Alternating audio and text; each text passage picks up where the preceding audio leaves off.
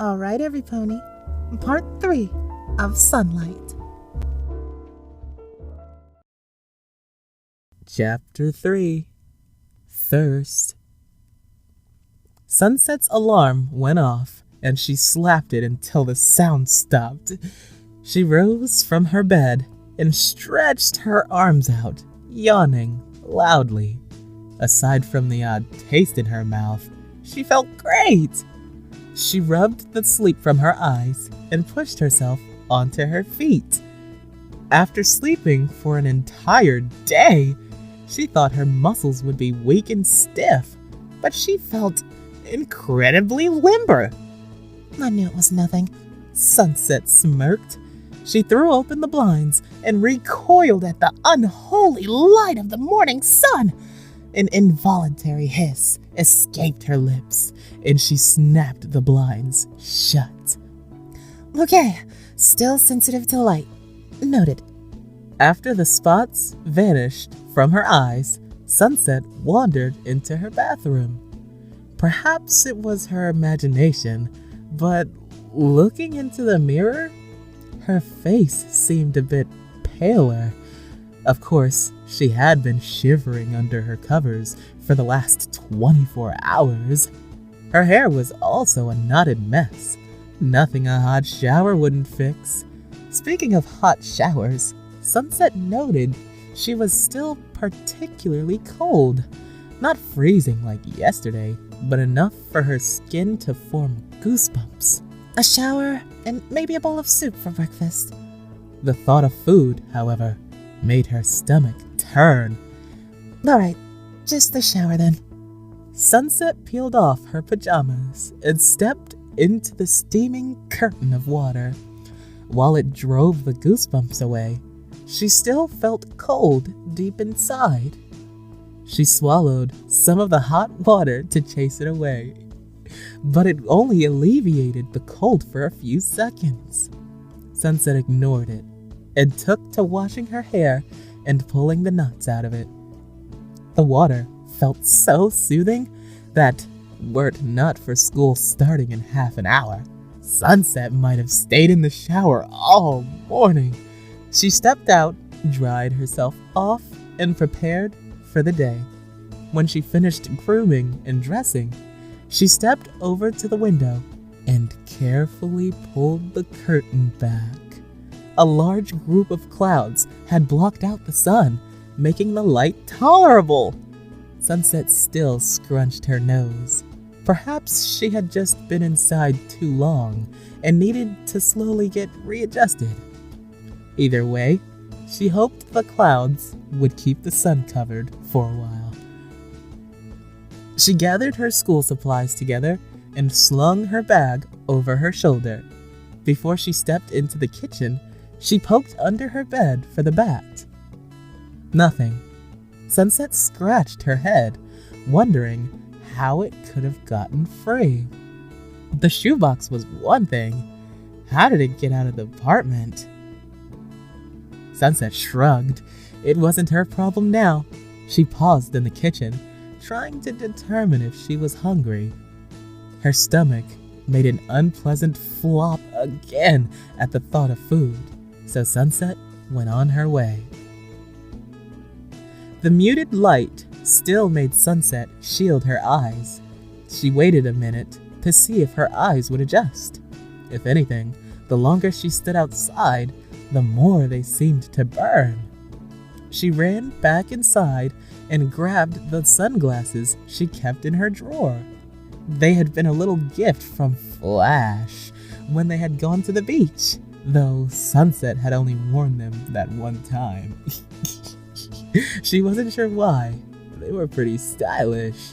Sunset slipped them on, and the light became bearable again. Checking her phone, she found that she had 20 minutes left until the first bell and rushed to her bike. Perhaps it was the spike of adrenaline she had from realizing she might be late, but Sunset felt like she had practically glided down the stairs and across the pavement to her parking spot. It couldn't have taken her more than 5 seconds. What? Whatever. She started her motorcycle and raced down the road.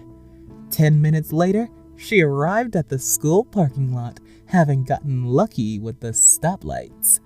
With the first bell imminent, students began to flock inside the building. Sunset followed the crowd and broke off to her locker to put away her bag. The locker next to hers belonged to Octavia Melody, who was currently rummaging through it with a sullen expression. Hi, Octavia. Sunset said with a friendly wave. You look upset. Something wrong? Octavia managed a weak smile, then rubbed her puffy red eyes. Good morning, Sunset. I've just had a long night. My father was sent to the hospital yesterday. Sunset's heart missed a beat. Oh no, is he alright? They said he should be fine, thankfully. Octavia slipped a book into her bag and closed her locker. It's just, they aren't sure what happened to him. Last night, he went to take the garbage out. When he took too long to come back, my mother went to check on him and found him lying in the alley of our house unconscious. They said he had just had a dramatic drop in blood levels. They can't figure out what caused it. Sunset finished selecting her books from her next class. That is weird. Octavia nodded. She leaned in and dropped her voice to a whisper. Puh, it gets weirder. While we were at the hospital, 3 more people were rushed in under similar circumstances. They were all found with extremely low blood levels. Closing her locker, Sunset fixed her eyes on Octavia's neck. Definitely freaky. She could almost see the blood rushing through Octavia's jugular, flowing at a heightened speed. She was still nervous, concerned about her father's well-being. The vein twitched every third word. Sunset had stopped listening low. Be positive, in fair shape, great circulation. Sunset's mouth salivated a little. Perhaps skipping breakfast had been a bad idea. Now she was hungry. The bell rang. Its shrill cry shook Sunset back into the present. Octavia was walking away, waving goodbye. Sunset raised her hand, flashing an uncertain smile. Her mind seemed a little hazy. What had Octavia been saying a few seconds ago? Sunset rubbed her forehead. She seemed to have blanked out for a whole minute. Maybe I should have taken an extra day off. Well, she was here now. Might as well push through. She stopped to get a drink from the fountain. It didn't too much quench her parched throat. Nice shades, Sunset. Sunset set her tray of food down next to Rainbooms. What are you? Sunset reached up and pulled her sunglasses off, squinting at the sharp contrast. She pushed them back on and sighed. Right. My eyes are still really sensitive to light, I guess. Twilight sat down next to Sunset, her hair back in its bun. Well, I'm glad you're feeling better. The fact that you're up and at school is quite a turnaround from yesterday. Yeah, besides that and constantly being thirsty, I feel great. Sunset looked down at her lunch food, and her stomach twisted into a knot. I also don't seem to have an appetite. She pushed her plate away. Rarity tittered and set her fork down. I know what it's like to be on the tail end of a sickness, dear, but you must eat something. Sunset pulled the bowl of salad close to her and speared some lettuce onto her fork. Her stomach churned as she brought it close to her mouth. Touching her tongue to the leafy greens, her stomach heaved and Sunset violently gagged. Can't do it, she said, covering her mouth. Pinky snatched the plate away. Yay! More for me! Rarity narrowed her eyes. You could show a little more sympathy, Pinky. Not gonna get her appetite back, Pinky said, her mouth full of salad. Sunset took a long draught from her water bottle and sighed. Well, the good news is I'm getting better. By tomorrow, I'm sure I'll be starving. I told you it was nothing to worry about. Twilight cupped an apple in her hand. I still think you should be more careful in the future. What if it's something really serious next time? I'll cross that bridge when I get there, Sunset said nonchalantly. Looking over her glasses, she saw Twilight poke her bottom lip out. It was such an adorable pout. Sunset couldn't help but laugh. I promise, Twi, I'll consult a doctor next time something serious happens. All right. Twilight took a bite of her apple and stared straight ahead instead of looking at Sunset. A splotch of pink on her cheeks. Sunset didn't know what it was, but Twilight seemed prettier than usual today. Sexy even. The silkiness of her hair, the outline of her cheekbones, the shape of her intelligent eyes hidden behind those glasses. Sunset moved her eyes down to the base of Twilight's neck. Her heart rate was a little faster than normal, and some of the blood was still rising to her cheeks. Oh, negative, very rich, surprisingly healthy for how little exercise she gets. But she eats pretty well. Sunset looked further down, licking her lips. They were hard to see, but Sunset knew Twilight had some slight curve to her body. Oh, how she'd love to sink her teeth into Twilight, and not just her neck.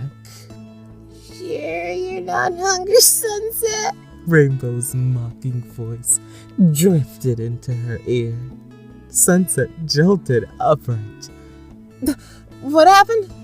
Everyone around the table was giving her various looks of amusement, while Twilight was now looking in the complete opposite direction of Sunset. Rainbow stopped her giggles long enough to say, Well, I'm pretty sure you are mentally undressing Twilight. I was not. Sunset's cheeks burned. You were drooling.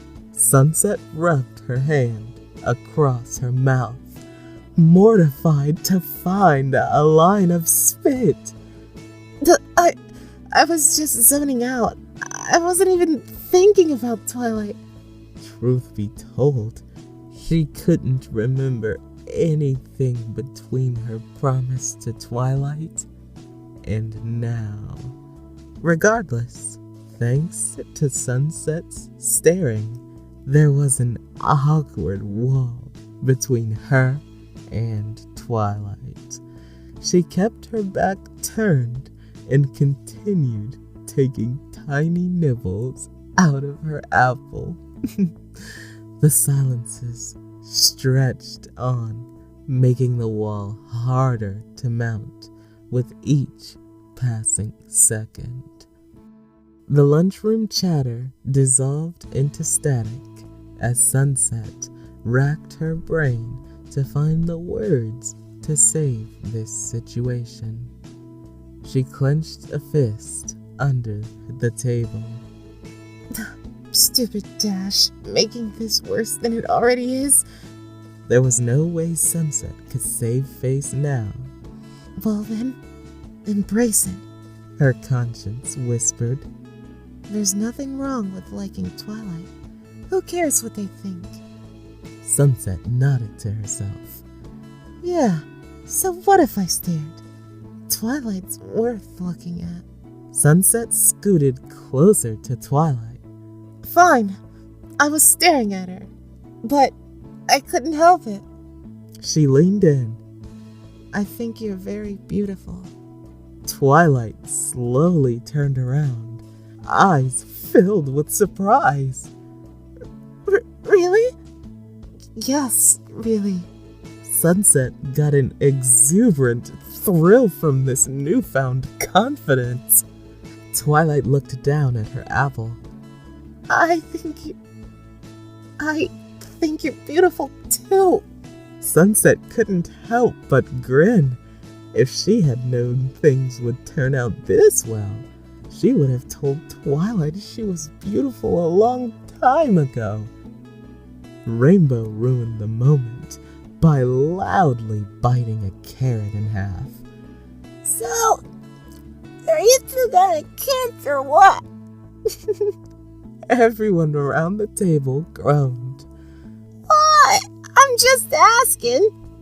As tempting as it was for Sunset to just grab Twilight and make out with her then and there, something in the back of her mind told her now wasn't the right time. The bell ringing a moment later confirmed her feelings. The Rainbooms disbanded from the lunchroom and headed for their separate classes. Twilight gave Sunset a little extra wave as she departed. Sunset licked her lips, watching Twilight's retreating form. She shook her head as her mind started to grow hazy. Well, I really should get something to snack on. Too bad her favorite snack had gone off to class. With the school day concluded, the Rainbooms sat together on the stone wall that divided the parking lot from the school lawn. They each had a bottle of Sweet Apple Acres cider in their hands as they watched the clouds roll overhead. Sunset got an irritating itch every time the sun poked its head out. Twilight sat next to her, and it took all of Sunset's willpower not to tackle her to the ground. As much as she enjoyed this new surge of confidence, she wasn't sure she needed the desires that came with it. Pinky tossed the rest of hers back and belched loudly. Excuse me. Rarity waved her hand. Oh, indeed. So, guess what I heard in math today? It's super spooky. Rainbow took a large gulp of her soda. Oh, let me guess. Some people are in the hospital because they randomly lost a lot of blood? Pinky gasped. Dashi, you're psychic and you didn't tell me? No, I just heard it from Cloud Chaser. Flitter was one of the people admitted to the hospital last night. Fluttershy almost dropped her bottle. Oh no! Is she going to be okay? I hope so. I've never seen Cloud Chaser so upset. Sunset leaned forward so she could see Rainbow at the other end of the wall. Well, the same thing happened to Octavia's dad, and she said he should be fine. She stared into her empty bottle. Still, this is really weird. I say it was a vampire! Pinky exclaimed. Sunset rolled her eyes. Pinky, I told you, vampires don't exist. Rainbow stuck her hand up. Yeah, and I called BS on that. Remember? Yes, Magic Pony Girl can't say things are only a myth. I stand by what I said. That there are no vampires in this world. And I'm nearly positive there are none in Equestria. We have a lot of mythical things, but not vampires. Pinky put her hands on her hips, trying to look serious. Well, what else could have done it? Sunset rubbed her neck, passing over the tiny teeth mark. A very hungry bat? Fluttershy cocked her head. You mean the one that you said bit you? Sure, I mean, maybe it's just weird and wants human blood. Fluttershy tapped her fingers together. Oh, well, I suppose it's not out of the realm of possibility. But I'm still wondering why a bat is here in Cantala in the first place. Applejack sipped her drink, then said, "Someone's idea of an exotic pet?" Every head turned to Pinky. Hey, it wasn't me! She held her hands up. Besides, you know I take good care of Gummy. He never leaves my side. She reached into her hair and pulled the baby gator out. See? Twilight's jaw nearly hit the ground. You have a pet alligator? You keep him in your hair? Sunset put a hand on her shoulder. Let it go, Twi. You'll live longer. But... Sunset placed a finger on Twilight's lips. Trust me. She let it linger there for a moment before slowly pulling away. Anyways, Applejack cut in, if there is an aggressive bat flying around and feeding on people, should we do something about it? The sun peeked out from the clouds again, and Sunset hid her face behind her arm. Unless it's sucking souls out of people, it's a problem for animal control, not us. What? Are we the magic police now? Rainbow asked. Oh my gosh! Pinky jumped up and stood on the wall. We could totally be superheroes! By day, we're your ordinary high school rock band. But by night, we're hunting down magical creatures and artifacts and saving the world from evil! Applejack pulled her down. No more sugar or Sailor Moon for you. Time kept slipping away until the sky was orange with the dying glow of the sun. A car pulled into the parking lot and Twilight hopped off the wall. That's my dad. I'll see you girls tomorrow. She paused and gave an extra wave to Sunset before getting into the car. Sunset waved back. Her arm felt sluggish, as did the rest of her. Her skin was red from her persistent scratching, and she was even thirstier than before she drank the cider. She climbed down the wall, stumbling as she landed. I think it's time for me to go too. Still feeling kinda out of it. Pinky leaned forward, narrowing her eyes and pursing her lips together. Are you sure you're just sick, Sunny? Sunset slapped her forehead. Yes, Pinky. Just because I got bit by a bat doesn't mean I'm a vampire. You watch too much television. No, I watch just enough. That's why I've got my eyes on you. She pointed to hers, then to Sunset's, then back to hers. Good night, girls. Sunset waved to the rest of them. Sunset hopped on her bike and took off down the street, wincing when the sun came out again. She's just got you paranoid now. Just because you got sick after a bat bit you and you're a little sensitive to light doesn't mean you've suddenly become a vampire. The rational part of her brain knew she was right. The half that thrived on magic still had some doubt, however. But magic or not, a bat can't turn you into a monster.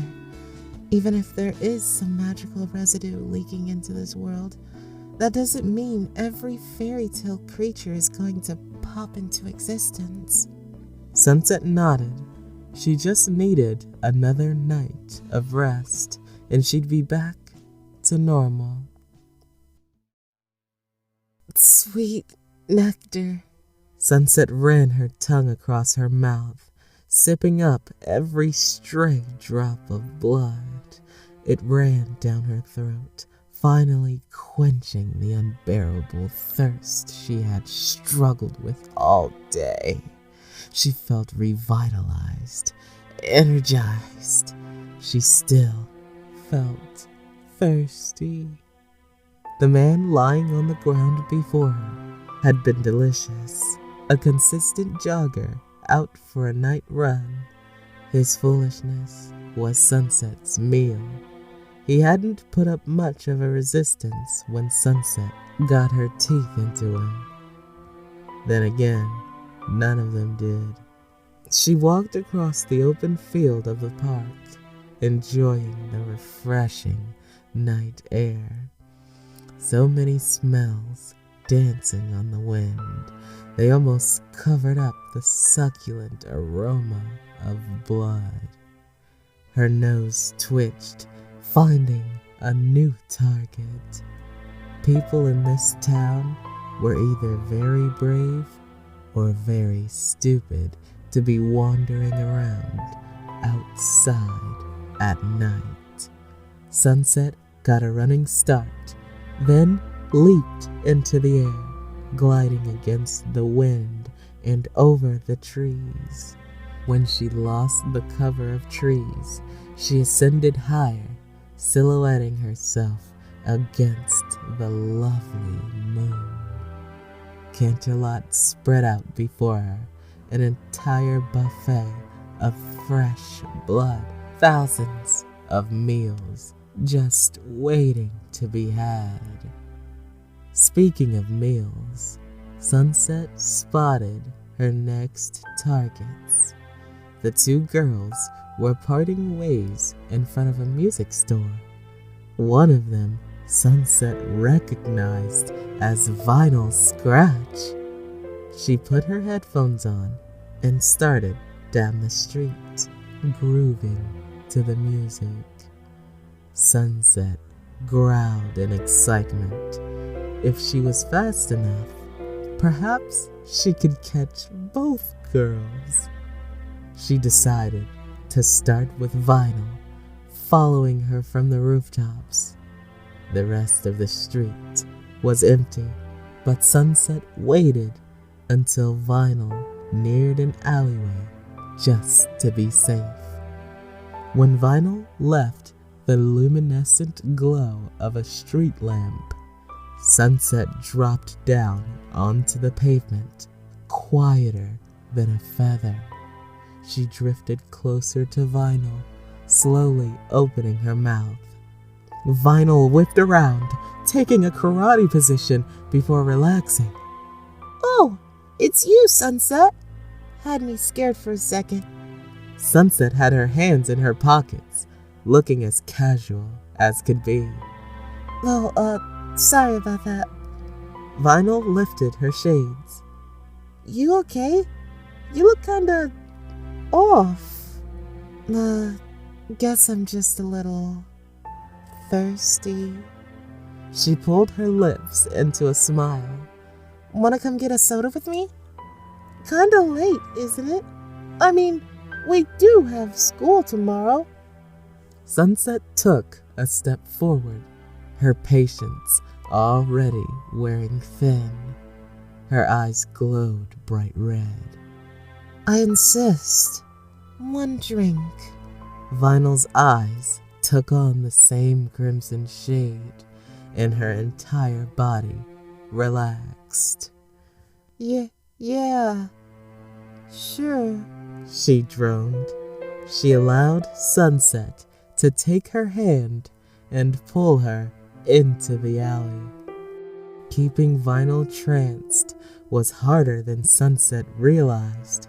She could feel her strength sapped by the effort.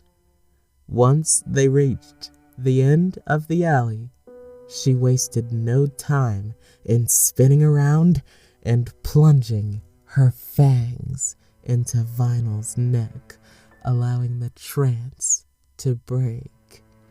Blood streamed into Sunset's mouth, its rich flavor and smooth texture dancing over her tongue before sliding down her throat. She'd compare it to fine wine if she had ever tasted it before.